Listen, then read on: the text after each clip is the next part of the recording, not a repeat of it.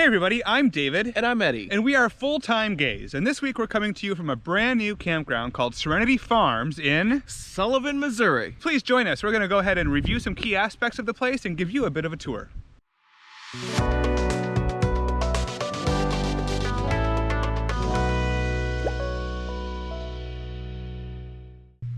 Hey everybody, welcome from SIRenity Farms Gay Campground, which is a brand new place that just opened up outside of St. Louis in a town called Sullivan, Missouri. Sullivan, Missouri. Some would say Missouri, some would say Missouri, but not only Missouri. We are about an hour and change west of St. Louis on I-44, just off the interstate by like a mile. Yeah. So it's easy to get into and out of. We're going to talk about our experience that we've had here over the weekend. It's late in the season, if you can't tell. It's really cold. It was like 87 yesterday, and today it's like not 87. I think it's like 43. It's like 45 degrees colder than it was 24 hours ago. With a cold wind. With a cold wind. But you know, it's the end of the camping season for parts up north, and yep. You know, we're up north late in the season, so we're right before Halloween. That's why we're heading south tomorrow. That's why we're heading home. Actually, we're heading home this weekend, home to Grizzly Pines. So we want to talk to you about this beautiful new campground. If you haven't seen our videos before, we basically rate it in 4 areas. Number 1, how big rig friendly is it? Is it easy to get to the campground and then navigate within the campground? We also look at the grounds and facilities. What do they have to offer for their guests when you're here? Yeah, and then we look at the vibe, like what's the social, the culture kind of like of the campground, and then we wrap it up by looking at the internet, which is super important for folks like us that are full-time RVers and need that connection to be able to earn our keep to make these trips. But because we're a brand new channel, we would really appreciate if you like the video, please click on the like button here in YouTube. Also, you can subscribe to our channel and get alerts when we post new videos. Those are the types of things that really help us get this word out to more and more people, because frankly, gay camping is a big community. Yeah, absolutely. Yeah. So let's talk about the big rig friendliness first. What were your thoughts? So getting to the park, it's right off the interstate, mile, maybe mile and a half, easy. There's no blind curves, no hills, nice flat maintained road. So for me on that one, it's just going to be 5. I mean, there's nothing really more to add to that. Okay, yeah, completely agree. It's very easy. It's literally a mile from the interstate. You can hear it probably because the leaves are falling from the trees, like at night when it's quiet, but it's not obtrusive. It's not like right next to your ear. I think in the summertime you'd hear it even less though. And when you're in the park, they're RVers. And so they built this with kind of RVing in mind, right? They've got a separate entrance to a separate exit. Yep. All of the sites that they have right now, at least the guest sites, right? The non-seasonal sites are all pull through. I think there's 6 of them. Sounds about right. Yeah. And it's super easy to get onto them. There's a little bit of a slope, but nothing crazy. It was pretty easy to level. All the sites we'll talk about when we get to grounds. So, yeah. So 5 out of 5 for me for getting to the campground. The exit is a little bit tough for a big rig. They thought it through. They added a barrier wall because it's on a bit of a slope, yeah. And it's a super wide turn that they allow space for. But because it's so new, that gravel's still pretty loose. And so we're gonna exit through the entrance. We're gonna go the wrong way. Rebels. But we could make it through the exit, and anybody not 43.5 feet could do it really, really easily. And I think that as those rocks compact more, yeah, it'll be even easier yet. So I'm gonna give it a 3 for now. So a total 8 out of 10 for me. I think it would be a 9 out of 10 once the rocks settle a little bit more. Yeah, no doubt. Again, coming from the passenger seat, I'm going to give it a 4 on inside the park. You always do that. Simply because you got pull-through sites, which are super nice to have if you're here just for the weekend or just for a week. That way you don't have to try to manage backing into a site. So yeah, for me, 9, you 8, 8.5. Okay, and it wasn't hard. It was easy, and kudos to them for getting it set up the way they do. So let's talk about the grounds and facilities. And this is an interesting one because they are brand new.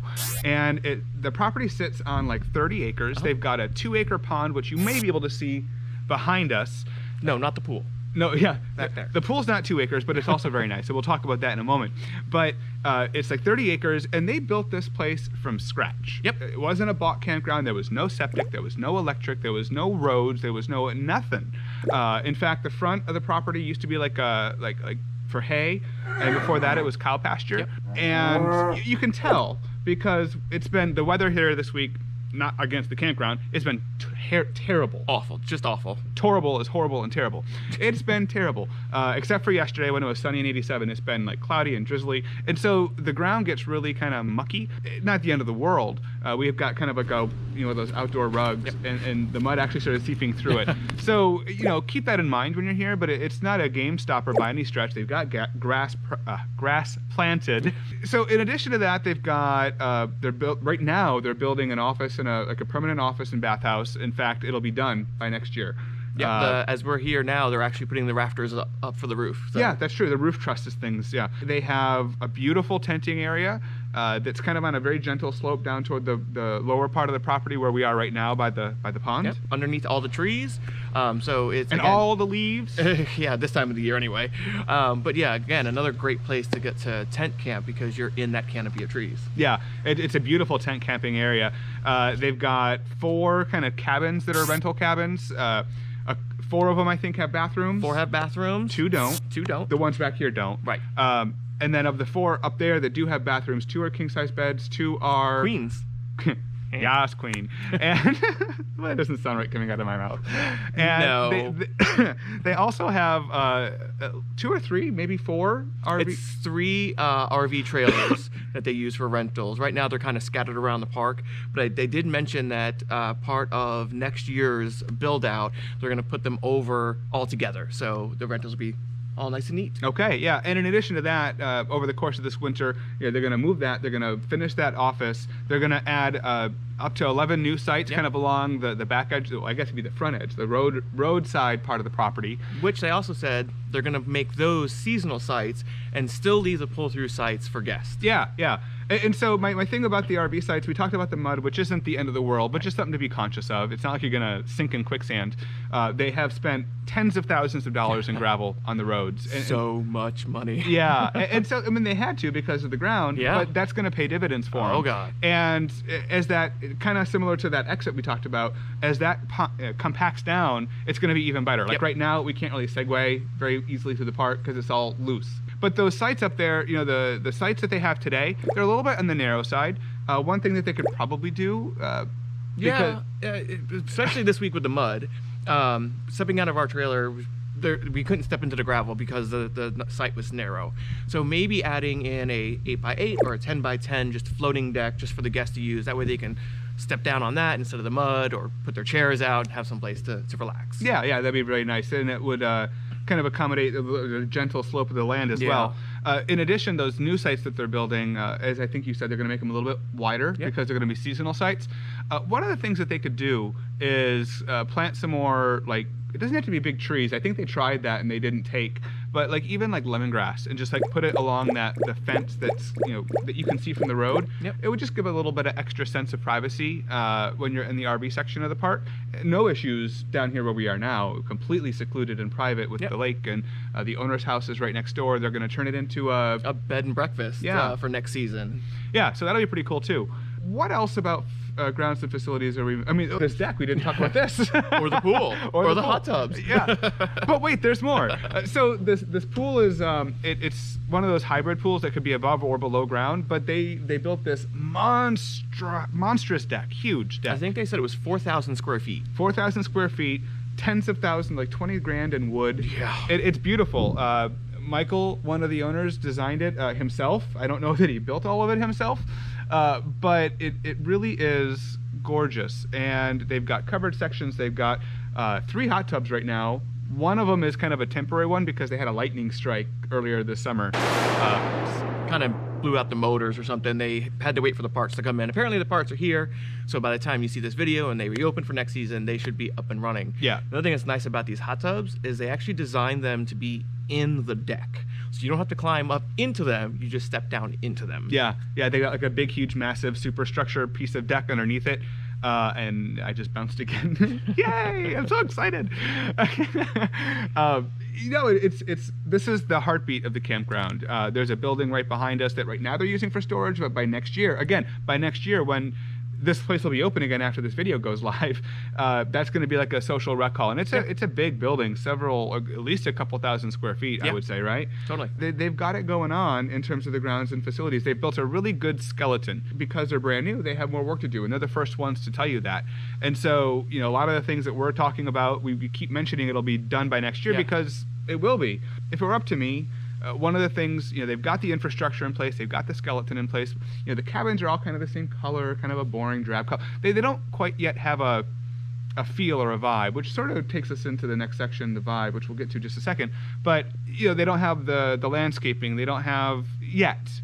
But they're working on it, and they know that they have to do it. I don't know what they'll have in place by next year, but if this were its final product, it would be a little bit of a different story. But this is brand new from scratch. So grounds and facilities, it's like a 7, but increasing is what I'm going to say. And so I'm going to call it a 7 for now. Yeah, I'm going to go with that number as well, 7. They have all the bones put in place. They just need to sprinkle that little bit of gay on it. Gay. Okay, so you gave it a 7. All right, so for grounds and facilities, we're at a 7 and rising. So we'll put like a 7+. Yeah, that'll work. The vibe. Tell us about the vibe. So we didn't have a whole lot of chance to hang out with a bunch of people. We got here on a Saturday, so we only had that one night to mix and mingle with folks. We're leaving tomorrow, which is Saturday, so we do have a little bit of time tonight to hopefully get more of that vibe. The owners, Michael and Dennis, are just absolutely wonderful people. I think there only been maybe 1 or 2 nights that they didn't actually come over and just check in on us before they went to bed. We were the only ones here. Yeah. I mean, it wasn't open during the week this year because they're both still working full-time jobs. That's another thing that'll change next year. Yeah. But they were kind enough to let us stay over the course of the week, even before they knew even before we knew we were going to be doing review videos. No, they're really, really good people, good human beings. Good souls, yeah. Very good souls. And I think the culture that we've seen, as limited as it might be, it reflects that. There was a campfire, organic kind of kumbaya. Welcome to Serenity Farms! On Saturday night, but everybody got along, and because it's small enough still, it's bad for making money, but it's great for culture because you can kind of have like one group, so to speak. Sunday morning before that cold front came through, we were all hanging out down here on the deck until they did a breakfast. Yeah. They provided a breakfast. Pumpkin pancakes. Oh, they were so good. I had a keto cheat day. We had mimosas, lots and lots of mimosas. But it was a really, really great time. Yeah, and I think, again, speaking on the come next year, when those seasonals have their own sites that they can start build-outs with decks and landscaping, I think that vibe is just going to expand from there. Yeah, the seasonals, in addition to the owner's personality, I think you made a great point with that, but the seasonals also are a huge reflection of the vibe. So this place has, as I mentioned, only been open for like 4 months now. Yeah. And they have, like a couple other campgrounds that we've talked about, a massively popular and active Facebook group. They've got like 20-something hundred people in it. Yeah. They've had almost 700 memberships, people that have actually stayed here in just those first few months. I know all campgrounds are doing well in light of the tragedy of COVID, but I mean, that's phenomenal for a brand new campground, especially one that's still a work in progress and that's only open on the weekends. Also, to add to the vibe, they do intend on keeping the park pretty small, and they're doing that on purpose so that the park doesn't have those little pockets of friends growing, that everyone can still all be one group of friends. I mean, it's not that people can't not be in one big group, but it does have a positive effect on the vibe in most places. And so the vibe here is overwhelmingly positive, if not new, but I think that is yet another notch in its favor. So even though we only saw a little bit, but what we did see and what we know and what we've heard, I'm going to give it a 9. Yeah, I can't wait to see what it grows into come next season. I'm going to give it an 8. Just because it is so small right now, but it's like the previous category. It's going to be 8 and growing. Okay. That's like one of the first times you've ever rated something lower than me. I'm usually the grumpy one. So 8.5 on the vibe. Yeah. Works. All right. Interwebs. They work. We have Verizon, and we have a hotspot that we've talked about before that is kind of a grandfathered plan that has unlimited data. We did not need to use our WeBoost, our internet booster. No problem working, no problem streaming television or Netflix at all. Perfectly fine. Yeah. Yeah. And we just had a conversation with Michael, one of the owners. AT&T works. He says it's not great, but it does work. It gets by. But T-Mobile, which kind of is gobbling up Sprint, we've heard works, and they usually have similar footprint to AT&T. So Yeah. they have some Wi-Fi, right? Yes, and that's another thing that's growing for next season. They intend on putting in all the repeaters so that it can be expanded out to the park. So right now, if you want to use their Wi-Fi, you got to be kind of close to their office. Yeah, but they are going to put those repeaters out. But if you've got one of the major cell carriers, you should be fine. Yeah. And if you're full timing and working remotely, you probably already have internet options that you're aware of, and so Right. it's probably not going to be an issue. So, I'm going to give it a 7 for now because they haven't expanded their own campgrounds Wi-Fi yet. I did notice that when we're down here, I go from like 3 or 4 bars to 1 or 2 bars with Verizon. So that may be a factor for some folks if they're in the tenting area or in one of these cabins. It's kind of on lower ground. But overall, it's solid, and if they get that Wi-Fi, it'll be even better. Yeah, and I'm going to go with a 7 on that score. But again, come next season, when everything gets put in, hopefully they get a good Wi-Fi service out here, which seems to be a struggle with a lot of campgrounds, is having a good Wi-Fi service. Yeah, it really is, and with good reason. Most gay campgrounds are in more of a rural area. This is one of the few ones that it's right next to a pretty decent sized town. I mean, there's all the stores you needed. We just went grocery shopping. We went to Wally World, and we got our hair did, what's left of it, and what's covered. I mean, everything that you'd want is right there, like 10 miles away. The owners took us out to dinner. Yeah. And a couple other guests that we stayed over on Sunday night, and so they said, let's go to dinner, and it was really good. Yeah. Overall impressions, would you come back here? Oh wait, internet 7 out of 10. Yeah. Okay. So overall impressions, would you come back?